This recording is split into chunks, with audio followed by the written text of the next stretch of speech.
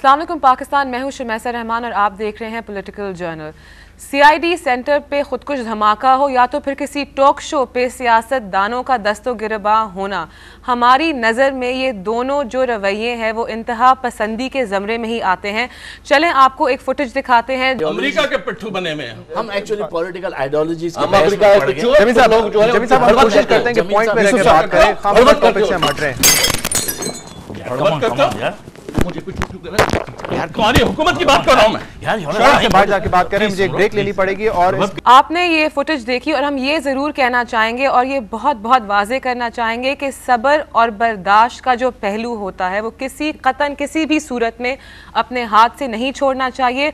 और चलें, मतलब हम चलते हैं अपनी एक्चुअल फुटेज की तरफ जो हमने सीआईडी सेंटर के करीब जाके सिविल लाइंस का जो एरिया है जहाँ पे पुलिस एहलकारों की फैमिलीज़ रहती हैं उनके ऊपर ही बनाई है। और आप ये देखिएगा कि जब इंसान, कोई भी इंसान सब्र का दामन छोड़ देता है और वो इस किस्म की हरकतें करता है तो उसका इम्पैक्ट जो होता है वो दूसरों पे क्या पड़ता है। और बार बार हम लोग इसीलिए यही रिपीट कर रहे हैं, चाहे वो एक इंसान हो, चाहे वो पूरी कौम हो, किसी को भी कभी भी सब्र का दामन नहीं छोड़ना चाहिए।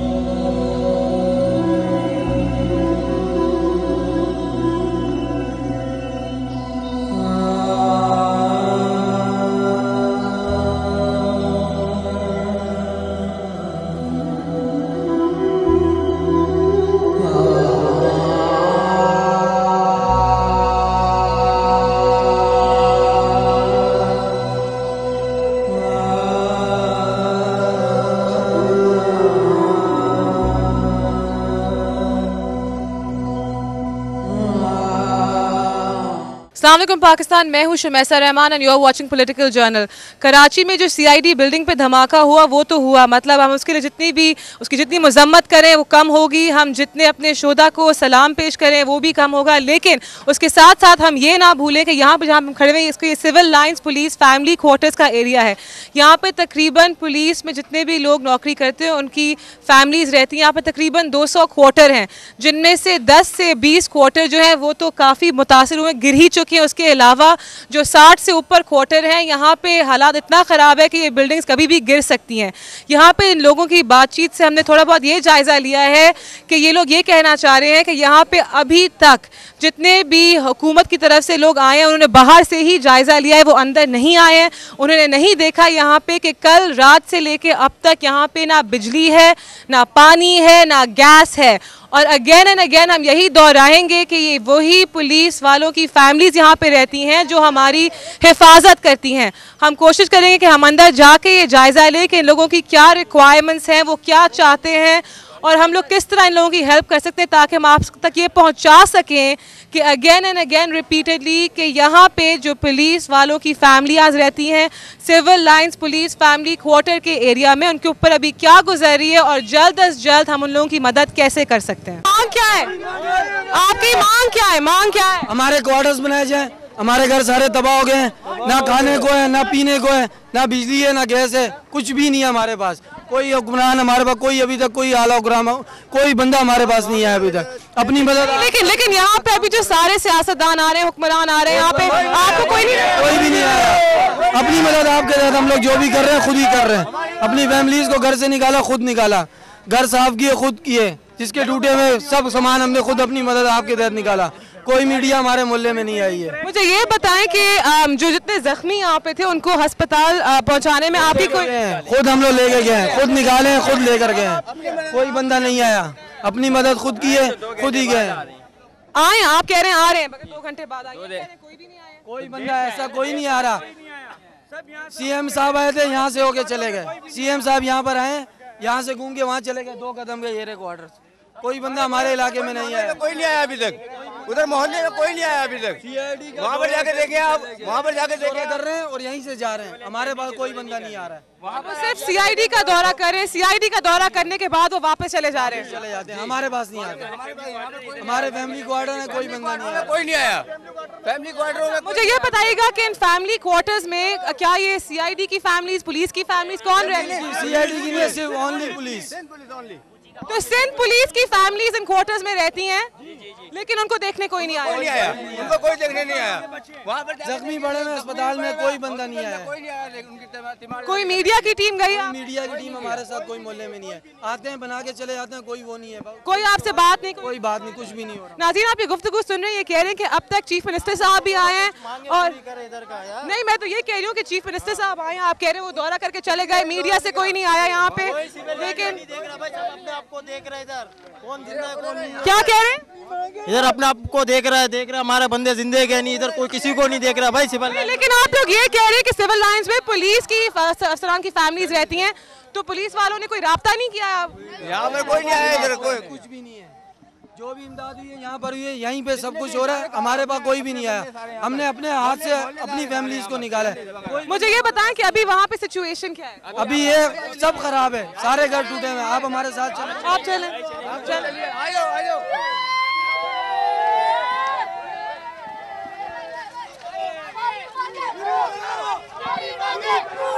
जी किधर? ये पूरी बैक साइड ये खत्म हो चुकी है, खत्म हो चुकी है, दरारें पड़ गई हैं, खत्म हो चुकी हैं ये जी।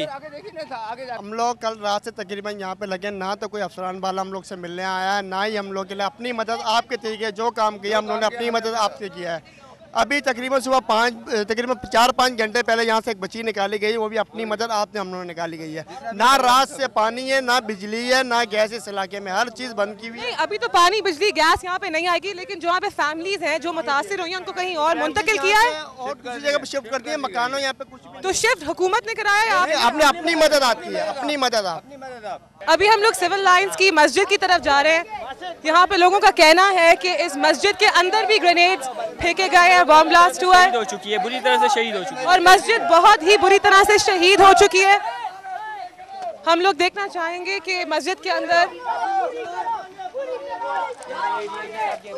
बंगला है, ये भी बुरी तरह खत्म हो चुका है। आईजी साहब का बंगला, डीआईजी साहब, डीआईजी साहब का, जी जी, डीआईजी साहब किधर है? ये लाहौर में, वो अभी तक वापस नहीं आए। नहीं, हमारा हुकूमत से मुतालबा तो ये कि आप बम तो आप रोक नहीं सकते, लेकिन बम के बाद जो होता है वो तो मतलब खुदारा लोगों की। कोई भी नहीं आया, कोई भी नहीं आया, कोई पूछने भी नहीं आया। मलबे के नीचे बहुत सारी लाशें दबी हुई हैं रात को।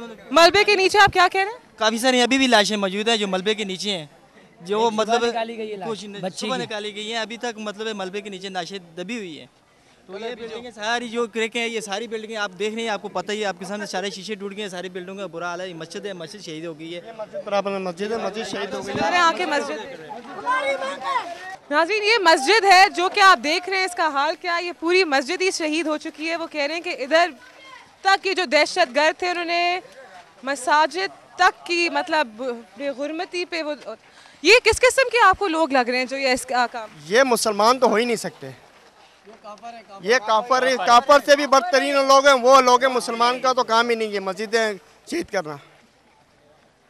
इस मस्जिद में मुझे ये बताएगा कि पहले फायरिंग शुरू हुई थी, आप में से कौन यहाँ पे था जब ये रात को शुरू हुआ है? इमाम साहब थे यहाँ पे। मुझे ये बताएं कि यहाँ पे क्या बम फेंका गया, यहाँ पे क्या ब्लास्ट की वजह से ये सब पहले ब्लास्ट की वजह से हुआ है। सीआईडी का ये इलाका है, टोटल ये सारा सीआईडी है और इसका दीवार एक ही है, इनकी दीवार मस्जिद की और सीआईडी। आपको क्या लगता है कि सीआईडी के दफातर जो हैं वो रिहाइश का के इतने करीब होने चाहिए? ये होने नहीं चाहिए, ये सीआईडी यहाँ पे होनी नहीं चाहिए, सीआईडी यहाँ पे खत्म होनी चाहिए। ये तो फैमिली क्वार्टर्स हैं। लेकिन ये भी है कि जब ये सीआईडी की बिल्डिंग बनी होगी, जब ये तो पाकिस्तान के ऐसे हालात भी नहीं थे, लेकिन अब के ये जो हालात हैं, कुछ ना कुछ तो करना चाहिए। ये तो अब इन्हीं को सारा सब कुछ सोचना चाहिए, क्या करना चाहिए क्या नहीं। मुझे बताएं किसको सोचना? हम कहाँ तक करेंगे? गवर्नमेंट, हुकूमत। कल रात से भूखे बैठे, कल से नहीं यहाँ पर गैस है, नहीं पानी है, नहीं बिजली है, क्या करेंगे हम लोग? हम क्या करें यहाँ पर? तो क्या आप किसी ने खाना, कोई एनजीओ, किसी कुछ भी नहीं, कोई कुछ नहीं है, किसी ने भी नहीं। बस्ता जीता बस्ता उधर से ही होके चले गया, और अब नफरी सारी उधर ही लगाई हुई है, जाने भी नहीं उधर देते, इधर मोहल्ले में कोई नहीं देखने के लिए। लेकिन मेरे ख्याल से शायद कराची की जो आवाम है उसको नहीं पता है कि यहाँ पे लोगों के क्या हालात हैं अभी। तो अगर आप उनसे अपील करना चाहें, आप प्लीज देखिए, हुकूमत करे ना करे, लेकिन कराची की आवाम तो मदद कर सकती है। अगर यहाँ समझते नहीं है कुछ, ये पुलिस वालों को कुछ नहीं समझते, कोई इज्जत नहीं। ऐसी कोई पुलिस वालों को हम लोग कैसे नहीं समझ सकते? नहीं, ऐसे रोड पे खड़ा होकर उसको ऐसी गालियाँ देते, पुलिस वाले को कोई नहीं समझते। हम लोग पुलिस वालों के बच्चे, हमारे को पता है हमारे से क्या होता है पुलिस वालों। नाज़रीन, अगर आप ये लोग ये देख रहे हैं तो प्लीज़ आगे बढ़िए और कुछ करिए, क्योंकि जैसे कि आपने इस बच्चे की बात सुनी, ये कहता है कि ये पुलिस वालों को कुछ कराची की आवाम समझते ही नहीं है, और हमें ये भी रियलाइज़ करना चाहिए कि ये पुलिस वाले वही हैं जो हमारी हिफाजत करते हैं। जी, आप क्या कहना चाहेंगे? ये चीज़ का अफसोस है कि हमारे यहाँ इतना बड़ा हुआ है, लेकिन कोई IG, DIG या कोई अफसर यहाँ आके कोई सर्वे नहीं किया। उन्होंने इतना भी नहीं कहा कि हमारे ज़माने, हालांकि हम रात भर उनकी ड्यूटियाँ करते, रोडों पर उनकी ड्यूटियाँ करके यहाँ आते और हम उनके सारे बच्चों की भी ड्यूटी उनके करते, लेकिन उन्होंने कभी यहाँ आके देखा ही तक नहीं है। तो बहरहाल ये बहुत बड़ा इनका वो है। और हमें आपके जो अफसरान हैं, आप कह रहे हैं कि वो यहाँ पे कोई नहीं आए हैं, आप रात भर उन लोगों की ड्यूटियाँ करते हैं, लेकिन जब मुसीबत आती है तो वो आता, कोई भी नहीं आया, कोई भी नहीं आया। वो हालांकि सुबह आनी चाहिए, सुबह भी कोई नहीं आया, अभी तक यहाँ कोई पता नहीं है उनकी तक। तो हमें बहुत अफसोस है, बाकी क्या कर सकते हैं। जानी नुकसान नहीं हुआ, लेकिन माली नुकसान बहुत हुआ है। आके एक दफ़ा सर्वे करे। मैं ये कहता हूँ कि IG, DIG सिर्फ आगे एक दफ़ा देखे तो सही कि साथ में उनके मुलाजिम हम लोग रहते, सारा उनकी ड्यूटियाँ रात पर उनकी ड्यूटियाँ करते, जो सुबह निकलते और 12 घंटे की ड्यूटी करके घर वापस आते, 12, 18 घंटे की ड्यूटी करके वापस। यही बात है, बस यही